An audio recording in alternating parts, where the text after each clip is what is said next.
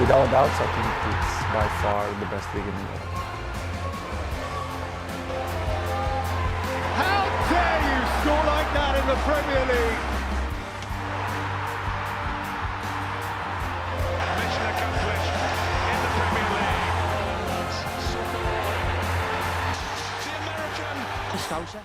Okay, so next up we have Villa, Gerrard's boys. They did make a lot of moves actually at the end of the last season, I guess in January, and it did kind of help. Obviously, Gerrard coming in, certain things changing. They do some new moves as well. I want to start with you on this one, Gally.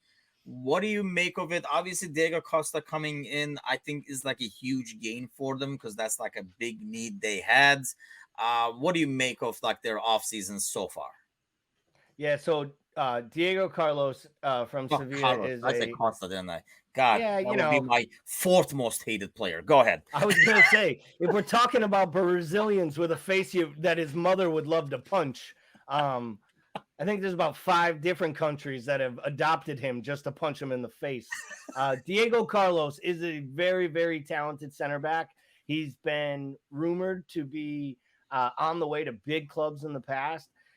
That to me is a real steal for Villa. It's not nearly as big a deal as signing Boubacar Kamara on a free. The talent that man has, I know Paul's going to go into him, so I'm going to let him talk about his skills because I know he loves him as a player. I love what Villa is doing. My issue with Villa is they made a ton of moves at the beginning of last year. They made a ton of moves in January, including, they made their managerial change mid-season. They made a ton of moves in January. They're making a ton of moves again here. And I think sometimes, as we talked about, that catches up to you. But I think it's hard to argue with Coutinho permanent move, Kamara in midfield on a free, a starting center back who played in the Champions League, and a quality backup keeper in Robin Olsen. I think that is a solid window. And their outgoings actually made them money, which hopefully allows them to reinvest. So it'll be an interesting year for Villa, and I'm interested to hear what you two have to say about their prospects this upcoming season. Let me ask you what's, the same thing with the Diego Carlos. I'm glad actually Gally brought that up, Bickler, is because he was a name that was mentioned with a lot of top teams, but no one ever pulled the trigger. And, obviously price was not as big of an issue. Is that something that some teams saw, but, Villa sees something else in? How confident are you in that move? I like that move because of what Villa already has. They have Tyrone Mings and Konza. Mings is a part of the national team setup, and Konza is an up-and-comer. Konza struggles with durability issues, and Carlos gives you a 3-man rotation. So a really solid one. And if anything, I'm happy for Carlos because I think he deserved to have a move to the big time. And I mean, a lot of people may not consider Villa that. I do. I think Villa is a big club with a rich history in the best league in the world. And I think that's a good move for him. I think getting Philip Coutinho off 450,000 pounds a week down to 125,000 tells you everything you need to know about that saga. I think that is a real cautionary tale for players. I know we're a bunch of Liverpool dudes, so I don't want to dip too far into that. But I think getting him for under 20 million on those wages is an absolute coup for them. I mean, he's obviously, he's not a fit for every system. He's a fit for what they do.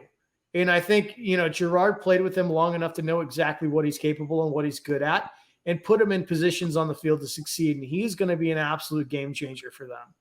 I think they got a solid left back on loan. I think they got a solid backup goalkeeper. And then Kamara, I think, is absolutely a destroyer. And I think he is the future. I think he has the capability to be an elite defensive central midfielder. And he does it all. He can go forward. He can spray the ball all over the place. He's got a long shot. He's good defensively in terms of standing and sliding tackling. He's positionally aware. And you've got a kid who's young. He's 22 years old. You got him on a free from Marseille. What is Marseille doing? That's my thing is as a club, as Marseille, if you let a player at 23 years old with Kamara's capability go for a free, that is an absolute F on your part. Like your report card is an F. Like, and I think for Villa to capitalize on that, like, I'm with Gally. There's not a lot here from a transfer standpoint. I don't love. I think this is a big year for Gerrard, though. He came in, impressed, gave him a huge lift. They went on like a 5-6 unbeaten game run or something crazy like that. And then he ended the year tanking. They did poorly. Last month of the season, last month and a half, they didn't look good. So I think that there's going to be, and maybe part of that's transition, maybe like the honeymoon period wore off for Gerrard, but I think this year is going to be a big one for him in terms of like it's now his team with his people in his setup. He had a good window of transfers, and like I think there's the excuses are over, and this is going to be a big telling window in terms of what he's capable of. Yeah, the Kamara thing was a shocker to me as well, because I think they almost everybody called their bluff in like the January transfer window where they tried to get too much for a player that they were about to lose for free. And I think when the asking price was too high, everybody said, you know what, we'll just wait till summer, dude. Because, it just did not make sense at that time. And they didn't have anybody desperate enough to pay what they wanted. So, yeah, that is definitely an F. So going back to Coutinho and what Gerrard has brought, I mean, the best thing about signing of Coutinho, I mean, I guess it's good for Villa. As a Liverpool fan, the best thing is we don't have to hear about him coming back to Liverpool and all that conversation going over and over and over again, at least for a couple of years. But Gally Bickler was talking about it. Gerrard comes in and makes that immediate impact. And I mean, as Liverpool dudes, of course, people went above and beyond and made him the next Klopp and everything already after 3-4 games. And then things kind of like settled down. Is that a concern for you? Or like Bickler says, is that partially because he did not have the players that fits into his system or what he wants to do? So, or how much faith do you have in Gerrard, I guess, as a Premier League manager is probably the main question. But I mean, I don't know what Steven Gerrard is yet as a manager.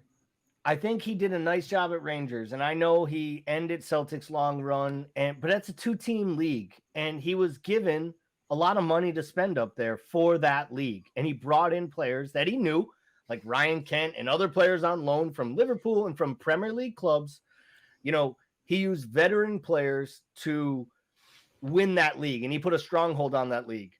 But I've said this before on our podcast. I have buddies that are big-time Rangers fans that watch all their matches that will tell you they were 5 times a more fluent and better footballing side last year under new management after Gerrard left. And they saw that with the run to the Europa League final. So Gerrard actually last year, over the whole time he was there, slightly less points per match than Dean Smith at the point he got fired. More goals conceded per match than Dean Smith at the point he got fired. So statistically, they didn't improve, and they actually dropped to 14th in the table. Do I think that he was a good hire by them? I do. Do I think he's getting his players? I do. I'm not someone who I'm with Paul on this. I'm not someone who's clamoring for him to be Liverpool manager.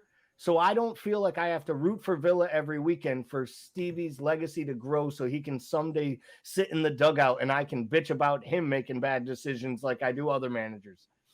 So for me, I think it's going to be a tough year. I'm not sure it's going to go well.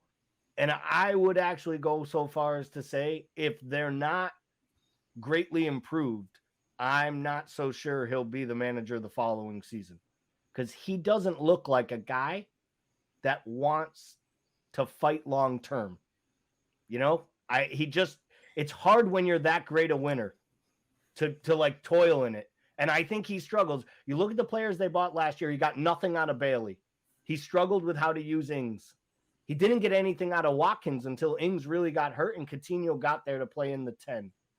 And I just think that there are pieces there with lots of talent, but I don't know that he's ready to put them all together.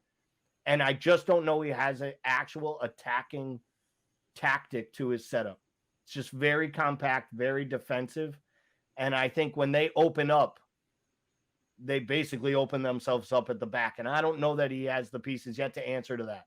So I think it's going to be another tough year for Villa, honestly.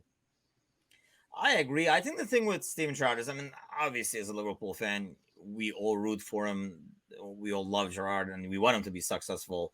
But what I have seen so far is that you kind of like alluded with the Rangers too. He does a lot with, bring in some of the familiar faces or players he's familiar with to put into a system. And the problem with that is it's very short term because you eventually run out of guys that you are that familiar with, that you used to work with and stuff, and you got to kind of develop the players you have and build your own system with those players.